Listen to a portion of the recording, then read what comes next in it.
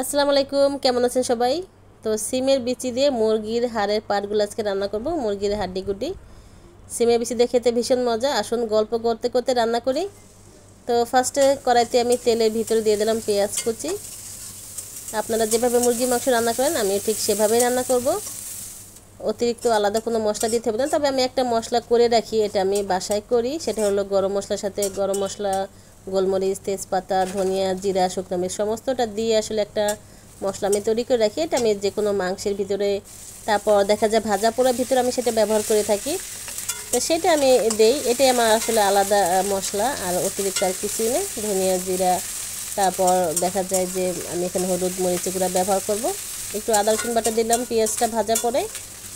তো সিমের বিচিটা প্রচলন ছিল না আমাদের দেশে, আমরা কখনো সিমের বিচি দিয়ে আসলে তরকারি রান্না করে কখনো খাইনি। যখন বিয়ে হয়ে ঢাকা আসছি তখন থেকে আসলে সিমের বিচিটা খাওয়ার প্রচলন হয়েছে, বা আমি এখন খেতে পছন্দ করি, আমার ছেলেরও ভীষণ প্রিয়।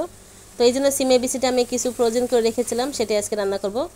সিমের বিচিটা দেখেছেন, আমার সিমের বিচিটা কত সুন্দর চকচকে একদম কালারটা আছে। তো এটার জন্য একটা সিক্রেট হলো, আমি কিন্তু খোসা সহ ডিপ ফ্রিজে ফ্রোজেন করেছি। এক্ষেত্রে দেখা যায় যে কালারটাও সুন্দর থাকে, আবার খোসাটা ছাড়াতেও সহজ হয়। দেখুন, যেহেতু সিমের বিচি একটু ঘাস ঘাস একটা গন্ধ থাকে, তো সেই জন্য আমি 2 ফালি লেবু রসটা দিয়ে দিলাম, এতে টেস্টটাও বেশি ভালো হবে। দিয়ে দিচ্ছি মরিচ। মশলা দেওয়া শেষ, এবার একটু একটু করে পানি দিয়ে মশলাটা একটু ভালো করে কষাবো। যে কোনো রান্না খেতে কিন্তু মশলা কষানোটা ভীষণ জরুরি। মশলা যত ভালো কষানো হবে তরকারিটাও তত ভালো হবে, খেতেও মজা হবে। আর যেহেতু আমি মুরগির হাড়ের পাটগুলো রান্না করব, আমি একটা কথা না বললেই নয়, যেহেতু আমরা আসলে ভেজাল খাবারের সাথে অভ্যস্ত, ভেজাল খাবার আমরা প্রতিনিয়ত খেয়ে যাচ্ছি। তো যে কোনো খাবারই একটু প্রসেসিং করে খেলে কিন্তু অনেকটাই সেফ হয় আমাদের শরীরের জন্য। আমি সবসময় মুরগির মাংস কিনে সেটাকে আমি তো অবশ্য নিজের কাজ নিজেই করি, সেটা আপনারাও জানেন। তো আমি কিনে কেটে বেছে ধুয়ে হলুদ লবণটা মাখিয়ে রেখে দেই। তারপর যে অতিরিক্ত পানি চর্বিটা বের হয়ে যায়, তারপরে কিন্তু এটাকে আমি আবার ধুই, তারপর রান্না করি।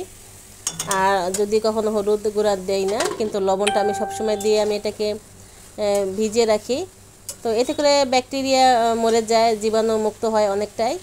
তো একটু প্রসেসিং করে আসলে খেতে হবে। দেখুন, আমি সিমের বিচিটা একটা ভাপ দিয়েছি, একটা ভাপ দিয়ে পানিটা ফেলে দিয়েছি যেন কাঁচা গন্ধটা না থাকে। জাস্ট একটা বলক আসলেই হয়ে যায়, তারপর আমি পানি ঝরিয়ে নিয়েছিলাম। তো এখন আমি দিয়ে দিলাম আমার সেই কষানো চিকেনের ভিতরে। চিকেন বলতে এখানে মুরগির হাড়ের পাটগুলোই, কারণ আমি যেহেতু জানেন যে মোমোর বিজনেস শুরু করেছি, মোমোতে প্রচুর চিকেন লাগে। কাজে এখন কিন্তু চিকেনটা আমাদের খুব একটা খাওয়া হয় না, কমই খাওয়া হয়, মুরগির হাড়ের পাটগুলোই বেশি খাওয়া হয়। সেক্ষেত্রে বিভিন্ন সময় বিভিন্ন প্রসেসে বিভিন্ন আইটেম দিয়ে আসলে এটাকে রান্না করি, কখনো বাঁধাকপি দিয়ে, কখনো ভেজিটেবলস দিয়ে, কখনো আবার বুটের ডাল দিয়ে, কখনো সিমের বিচি দিয়ে। এইভাবে আসলে ঘুরে ফিরে মুরগির হাড়ের পাটগুলোই রান্না করে খাই। তো আল্লাহ হাফেজ।